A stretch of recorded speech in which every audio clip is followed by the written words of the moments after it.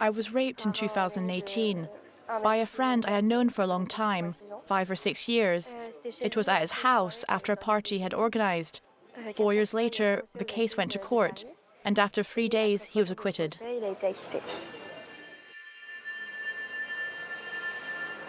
I was raped in October 2016.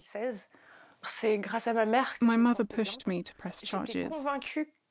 Even if we had to wait 6 years, I was convinced that we would be able to say, in the end, justice prevails.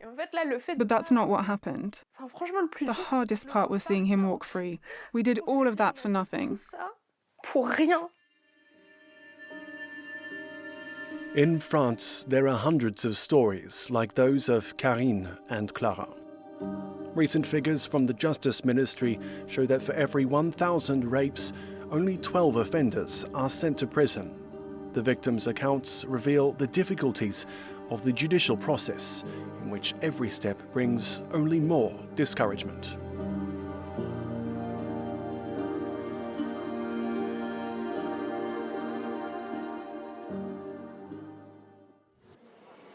Karine's rapist was a taxi driver. One night, on her way home from work, he convinced her to get into his car. He was a cab driver. It was late at night. I shouldn't have got in. I was young. I should have seen it coming. I kept telling myself that I should have seen it coming, and that no one would believe me if I said I hadn't. That's the feeling that stayed with me the longest. Et c'est ce sentiment-là qui reste le plus longtemps, je trouve. The man was identified. He had a previous conviction for sexual assault, but it wasn't enough to stop him from abusing a second woman.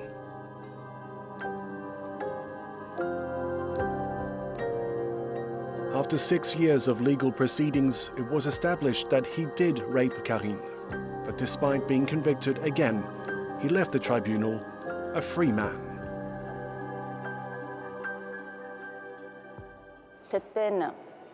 He was sentenced to 2 years prison with 4 years probation, but the jail time was subject to remission. It seemed deliberately worded so that he would not spend a single day in prison. Why? Because he was a working man who ran his own company, and because jail time would have interfered with his psychiatric treatment, which he had been pursuing for years. And above all, because the prisons are full.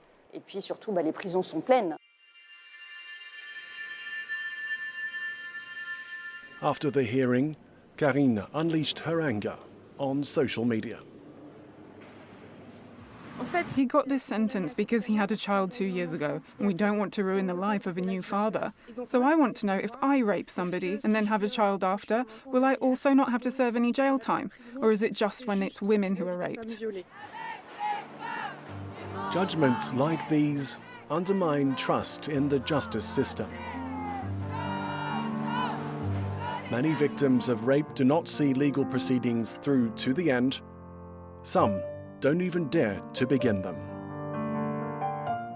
The first step, pressing charges, is already an ordeal. In general, a rape victim has been abused by an extremely aggressive person who gives orders to keep silent and makes threats like, if you speak, I'll kill you. It's very frightening. In France, even today, victims are very discouraged about pressing charges. They're afraid they'll be badly received. In February 2022, a woman filed a complaint at a Paris police station. The officer, who called her back the next day, forgot to hang up after their conversation. C'est vraiment une pute, hein, comme par hasard. Putain. Elle refuse la confronter en plus, la pute. Comme par hasard. En fait, c'était juste pour lui casser les couilles, hein. Je suis sûr. Stereotypes can be hard to overcome. We had a case where a woman was raped by a man she met online. At the police station, the officer told her, "Ma'am, a dating site, you went to his house. You must have known what you were doing. We can't really call this rape." The woman left without pressing charges. In France, just 1 in 10 women who have been raped press charges. At this police station, measures have been taken to address the problem. At the front desk, confidentiality remains an issue for those who have come to identify themselves as a victim of sexual assault in front of others barely a metre away. Here, the key word is understanding. Victims are received by a specialised investigator, a psychologist and a social worker. A spare room is also available for women in emergencies.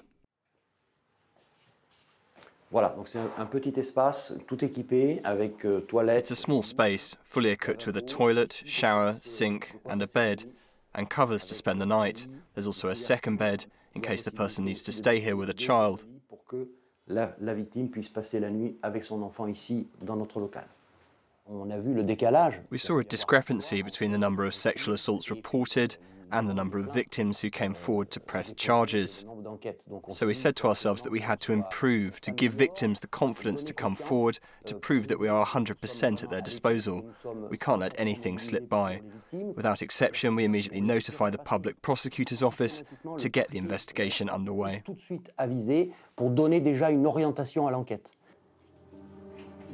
And so begins the second stage of a rape victim's judicial process. But even in the hands of prosecutors, chance can still play a part. Eric Corbeau is a prosecutor at the Court of Appeal in Poitiers, Western France. After 30 years in public office, he knows that a magistrate's personal perceptions can be decisive. In France, 70% of complaints are closed with no follow-up. To avoid this, he says magistrates need specialist training. Lorsqu'on est saisi d'une plainte ou de la constatation d'un fait, when a victim presses charges or reports an incident, we analyse whether all the conditions of an offence have been met. Has there been sexual penetration? de nature sexuelle, et And ensuite, was the penetration committed under coercion, a été commise sous surprise, l'emprise de violence or threat? contrainte, de la surprise, de la violence ou d'une menace. C'est comme This is how we must analyse the law and determine whether or not it applies to the reports we receive. non aux faits qui nous sont soumis.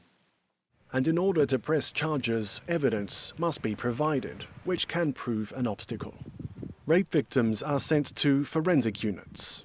They are the only authorities who can produce reports that are admissible to a court.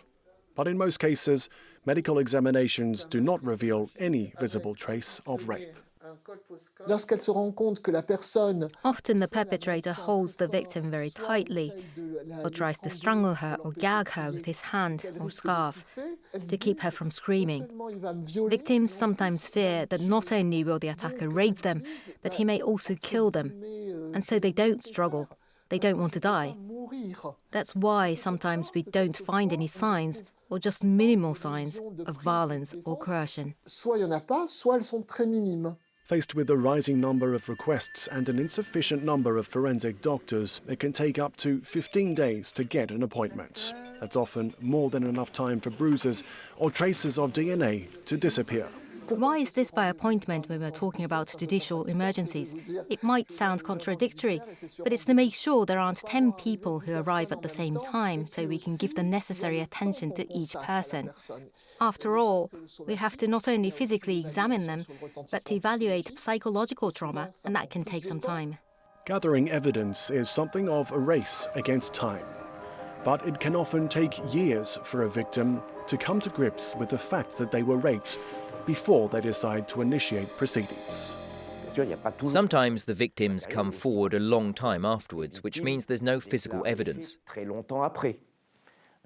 Et ça, effectivement, c'est This is frequently the case. And when it happens, we look for other evidence. Et ça, c'est le It's the job of both the investigating officers and the judiciary to look for more proof. d'autres preuves. And that means a long cycle of expertise and counter-expertise. The lives of the victims are subject to heavy scrutiny. Everybody in their entourage is interviewed. The investigations are often difficult for the victims, and most of the time, they are long. On average, it takes 6 years for an adult victim, around 10 for a minor.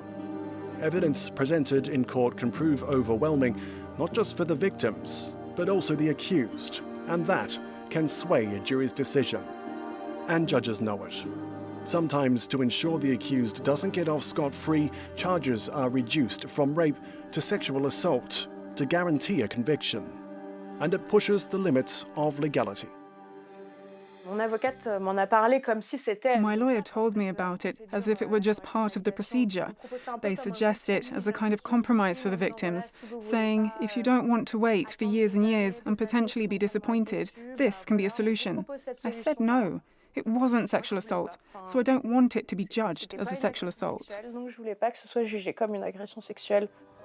Clara also refused. She was convinced that she had all the evidence she needed to put her rapist behind bars. The medical assessment carried out the day after her rape showed signs of vaginal and anal trauma in line with her declaration. But when it went to trial 4 years later, the defense team presented testimony from the accused's ex-girlfriend. During sexual relations, he was non-aggressive and was very respectful. She specified that he had a very large penis and that even extra-large condoms did not fit him. The defense put forward the statement as the reason for Clara's sexual injuries, implying the intercourse was consensual. They succeeded in sowing doubt, and the defendant was acquitted.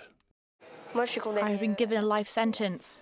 I will forever be the woman who wasn't taken seriously, even though I did everything right. I was examined. They found evidence. I did everything I was supposed to. I gave them every detail I could. I laid myself bare to them. I did everything right. When the verdict was announced, Clara tried to kill herself by jumping from the courthouse balcony. Members of the judiciary, along with associations, are calling for more resources to provide better services and awareness campaigns. They hope to break down stereotypes about rape, which all too often interfere with judicial proceedings and verdicts. In 9 out of 10 cases, rape does not happen in a dark alley. It happens in the supposed safety of the home, when the rapist is a victim's husband, a friend, a colleague, or an ex. According to the High Council for Equality, 1 in 3 women in France say they've been a victim of sexual assault or rape.